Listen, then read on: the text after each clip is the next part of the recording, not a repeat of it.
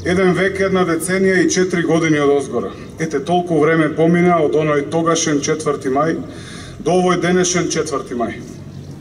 Поминуваат 114 години без најголемиот меѓу големите, без најправедниот меѓу праведните, без највозљубениот во Македонија меѓу сите вистински возљубени во роднината.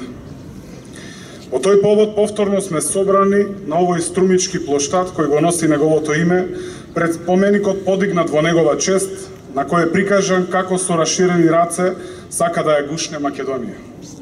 Тоа е човекот, родолюбецот, социјалистот, македонецот, револуционерот.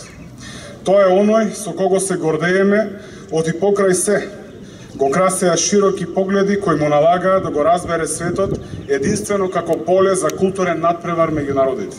На само 31 годишна возраст прерано згаснува животот на најголемиот македонски син, на херојот над хероите, нашиот Гоце Делчев. Вака стои напишано во македонското историско четиво за најграндиозната и најмаркантната фигура во севкупната историја на Македонија и македонскиот народ. Тоа четиво, колку и да сметаме дека сме го научиле, мора да знаеме дека постојано треба да го повторуваме. За наше добро и за доброто на генерациите кои доаѓаат по нас.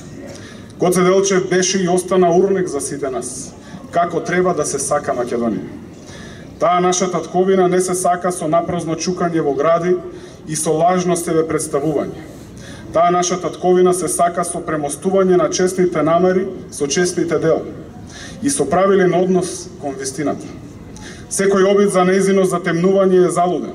Оти според нормалните текови, по секое зајди сонце, доаѓа изгреј сонце. Ако разбудиме по еден Гоце во секој од нас, изгреј сонцето ќе не биде на дофат.